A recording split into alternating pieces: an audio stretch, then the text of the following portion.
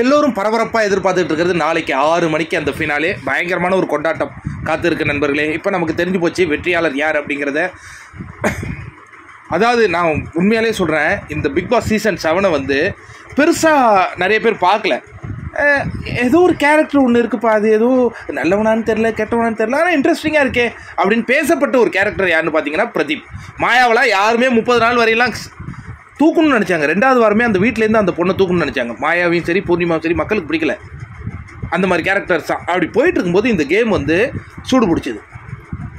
திடீர்னு ஒரு நாள் என்ன பண்ணானுங்க, ரெட் கார்டு கொடுத்தாங்க. எதுக்குடா கொடுத்தீங்க சார்? என்னுடைய அருணாக்கோடியை பற்றி பேசினார் சார். அந்த பொண்ணு யாருன்னா தலைக்கிலேயே படுத்து கிடக்கும் அந்த வீட்டில். இன்னொருத்தன் திடீர்னு வரான், சார் இப்போ நான் பாத்ரூம் போகும்போது கதவு பூட்டாத போனார் சாருங்கிறான். அது என்ன பார்த்தா அந்த பிக் பாஸ் வீட்லேயே பாத்ரூம் டோரேக்கு லாக்கே கிடையாதுங்கிறாங்க திடீர்னு. இதெல்லாம் நடந்துகிட்டு இருக்கு. அதுக்கப்புறம் பூர்ணிமான்னு ஒரு கேரக்டர், சார் என்ன சொல்கிறதுன்னு தெரியல சார், அவரை பார்த்தாலே எனக்கு பயமாக இருக்குது சார். ஆனால் இந்த பொண்ணு தான் நிக்சன்கிறவன்ட்ட போய் கட்டி தழுவி டான்ஸ் ஆடிட்டு இருக்கோம். அதுக்கடுத்து ஜோவிகா, சார் நைட்டு ஃபுல்லாக அந்த பையன் ஏதோ ஒன்று படிச்சுட்டு இருக்கான் சார். அவர் ரூல்ஸ் புக்கு படிச்சுட்டு இருப்பார். இதுக்கு ரெட் கார்டு கொடுத்தோன்னா மக்கள் செம கடுப்பாயிட்டானுங்க. அதுக்கப்புறம் தாங்க கேதர் ஆச்சு. என்னடா இது நடந்தது? என்ன அதுக்கு கமல் என்ன அவ்வளோ பெரிய அப்பா டக்கரா? பிக் பாஸ் ஷோவின் பார்க்குற ரசிகர்கள் தான் அப்பா டக்கர். உண்மையாலே இந்த நேரத்தில் நீங்கள் யோசிச்சு பாருங்கள், பிரதீப் ஆண்டனி மேலே தவறு இருந்திருந்தால், நம்ம மக்களாகிய நம்ம பார்வையில் பிரதீப் ஆண்டனி மேலே தவறு இருந்தால், இப்போ அவருக்கு ரெட் கார்டு தூக்காத இருந்த அந்த 3 பேர் என்ன பண்ணியிருப்பாங்க? மக்கள் கரிச்சி கொட்டியிருக்க மாட்டாங்க. புரியுதா? ஆனால் உள்ளே இருந்த அவங்க சரியாக கடிச்சாங்கங்க. 3 பேர்னா 4-5 பேர் விடுங்க. அர்ச்சனா, தினேஷ், இன்னொருத்தர் யார், விசித்ரா, இவங்க 3 பேருமே ரெட் கார்டு கொடுக்கவே இல்லை. அதனால மக்கள் மத்தியில் ஒரு இடம் பெறுறாங்க. அங்கே தாங்க டேர்னிங் பாயிண்ட்டே. அதுக்கு பிறகு அர்ச்சனா ஏன் டைட்டில் வின்னராக வராங்கன்னா, அந்த புள்ளி கேங்கை பிளாஸ்ட் பண்ணி புள்ளி கேங்கின் தலைவியாகிய மாயாவை தனது காலில் வந்து விழ வச்சு தலைவின்னு சொல்ல வச்சாங்கங்க. இது சாதாரண விஷயங்கள் கிடையாது. இதுதான் பிளாஸ்ட். நடந்துதா? நடத்தி காட்டியது அர்ச்சனா. அதனால தான் மற்ற 20 என்ன பண்ணலை, வெற்றி பெற முடியல. ஏன் விசித்ரா முன்னாடியே போயிட்டாங்க அப்படின்னா, அவங்க இந்த மாயாவுக்கு துதி பாடினாங்க. இப்போ நீங்கள் சொல்லலாம் அர்ச்சனாவும் தான் அவங்க இருந்தாங்க. எல்லாம் அவங்க கேமை 2 வாரத்துக்கு முன்னாடியே முடிச்சிட்டாங்க. நான் உண்மையை சொல்ல நண்பர்களே, கடைசி வாரத்தில் சில பேர் அர்ச்சனாவுக்கு ஓட்டு போட வேண்டாங்கிற ஒரு முடிவு கூட வந்தாங்க.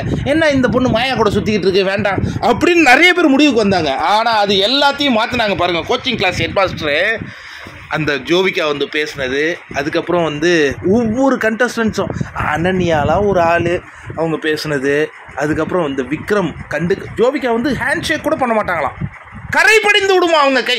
இதை பார்த்த ஒன்று போட்டானுங்க பாருங்க ஓட்டு, சராமாரியாக விழுந்திருக்குங்க. எனக்கு தெரிஞ்சு பிக் பாஸ் சீசன்லேயே அதிகப்படியான வாக்குகளை அர்ச்சனா குவித்திருக்கிறார்கள் அப்படிங்கிற அந்த தகவலும் வந்துக்கிட்டே இருக்கு.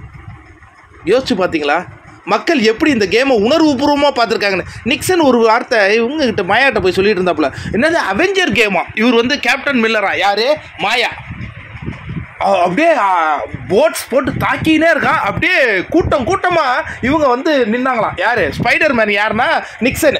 ஏன்னா நல்லா ஒட்டுவான்ல, அதனால அவன் ஸ்பைடர் மேன் கேட்ட போட்டிருக்கான் போல இருக்கு. இந்த மாதிரி ஒவ்வொருத்தங்களும் வந்து நின்னாங்களாம். யார் அந்த ஸ்பைடர் மேன் குரூப்னா? அனன்யா, பூர்ணிமா, ஜோவிக்கெல்லாம் சேர்த்திங்க. ஏன்டா விசித்ராவையும் சேர்த்திங்க அதில்? ஐயோ இவங்களாம் வந்து இப்போ இவங்க எல்லாம் நிற்கிறாங்களாம். இவங்களுக்குலாம் ஃபேன் பேஸ் பயங்கரமாக இருக்குதா. ஒரு ஆள் வச்சு கேம் ஆடிட்டு இருக்காரு பார்த்தீங்களா, பிரதீப் ஆண்டனி. இன்னை வரையும் அந்த பிரதீப் ஆண்டனியின் மாசம் உங்களால் தொட முடியலடா டேய்.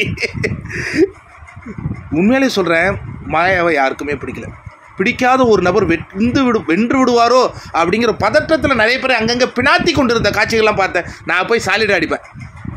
மாயாலாம் ஜெயிக்கிறதுக்கு வாய்ப்பு இல்லை, ஓட்டு போட மாட்டாங்க யாரும். அந்த கேரக்டர் அந்த மாதிரி கேரக்டர். நான் ரொம்ப வில்லின்லாம் சொல்ல விரும்பலை, மற்றவனுடைய வாழ்க்கையை கெடுத்தவங்கன்னு கண்டிப்பாக சொல்லுவேன். எப்படி ப்ரோ அப்படி சொல்கிறீங்கன்னா, இது பிக் பாஸ் கேம். ஒவ்வொருத்தனுக்கும் ஒரு தனித்தன்மை இருக்கும். அந்த தனித்தன்மையை காட்டுவதற்காக தான் இங்கே வந்திருக்காங்களே தவிர்த்து மாயாவின் புகழ்பாட யாரும் வரவில்லை அப்படிங்கிற உண்மையை தெரிந்து கொள்ள வேண்டும். இங்கே மாயா சாயாக்கெலாம் வேலை கிடையாது. நீ உன் தனித்தன்மையை காட்டு. காக்ரோச்சே, உன் பேர் இப்போ காக்ரோச்சுன்னு வந்துச்சு. நீ ட்விட்டரில் டைட்டில் வின்னர்னு போட்டால் இனி உன் பேர் வராது, அர்ச்சனா பேர் வரும். உன் பேர் காக்ரோச்சுன்னு அடி, உன்னுடைய ஃபோட்டோ வரும். அதுக்கப்புறம் அனன்யா அண்ணனே எனக்கு தெரிஞ்சு ஒரு இன்ஃப்ளூயன்ஸான பர்சன் போல இருக்குது. 2-3 முறை வராங்க. இது பாருங்கள், கடைசியாக போகும்போது கூட நாங்கள் ஒரு புள்ளி கேங்குன்னு காட்டிட்டு போவோம். இந்த சீசனில் பேரை மொத்தமாக கெடுத்துக்கிட்டது ஜோவிகான்னு சொல்லலாம். வேஸ்ட்டு. கானா பாலாலாம் உண்மையாலே மெச்சூரிட்டியான மனுஷனானே தெரில. ஏன்டா இவ்வளோ புல்லிங்க பண்ணுறீங்க நீங்கள்லாம்? அசிங்கப்பட்டு போகிறாங்க.